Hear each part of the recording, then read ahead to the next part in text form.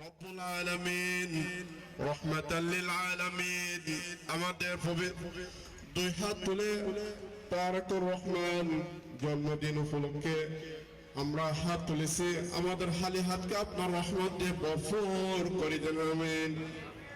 রব্বুল আলামিন তার পালন না করার জন্য নির্দেশ দিয়েছে বাংলাদেশে। এইটাই হচ্ছে নতুন বাংলাদেশ গড়ার যে আমরা সামনে এগিয়ে যাওয়ার যে শিরোনাম তৈরি করেছে তারেক রহমান, যে চিন্তাকে আজকে রাজনৈতিক দলের স্বপ্নে পরিণত করেছে, বাংলাদেশের মানুষের স্বপ্নে পরিণত করেছে। এই যাত্রাটা এখান থেকে সূচনা হচ্ছে।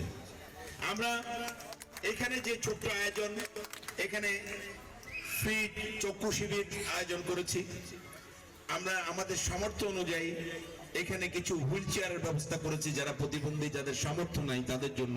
আরো কিছু হুইল চেয়ার আমরা চট্টগ্রামের মা ও শিশু হাসপাতালে একটু পরে সেখানে হস্তান্তর করব রোগীদের সাহায্যের জন্য। এই যে মানবিক কর্মসূচি, এটার একটা উদ্দেশ্য আছে। জিয়াউর রহমান সম্পর্কে আপনারা সবাই জানেন। জিয়াউর রহমান বাংলাদেশের রাজনীতিকে নিয়ে গিয়েছিলেন কৃষকের আইলে আইলে, শ্রমিকের বস্তিতে বস্তিতে। জিয়াউর রহমান 19 দফা কর্মসূচি দিয়ে বাংলাদেশে সংস্কারের সূচনা করেছিলেন, বাংলাদেশের রাজনীতির নতুন সংস্কার সূচনা করেছিলেন সংবিধানে বিসমিল্লাহির রহমানুর রহিম সংযোজনের মধ্য দিয়ে। যারা এখানে বয়োবৃদ্ধ আছেন, বয়স্ক যারা আছেন, আপনারা দেখেছেন জিয়াউর রহমান বাংলাদেশের 68,000 গ্রামে খাল কেটে কৃষি বিপ্লবের মধ্য দিয়ে বাংলাদেশের জাতিকে তলাবিহীন ঝুড়ি থেকে তলা লাগিয়ে অর্থনৈতিক স্বপ্ন তৈরি করেছিলেন। সেই জিয়াউর রহমানের সন্তান বেগম খালেদা জিয়ার সন্তান জনাব তারেক রহমান আজকে নতুন একটা বাংলাদেশের স্বপ্ন আমাদের সামনে উপস্থাপন করেছেন 31 দফার মাধ্যমে। এই 31 দফাটা কি?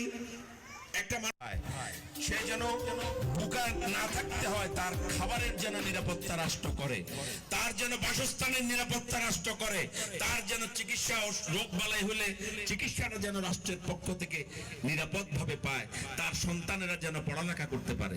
এই 5টা মৌলিক অনলাইন আজি শেয়ার দিয়ে তারেক রহমান সাহেব খুশি না, দোয়া করিবেন তারেক রহমান সাহেবের লাই। আসসালামু আলাইকুম। খালাওয়ানোর নাম কি? শামসুন্নাথ।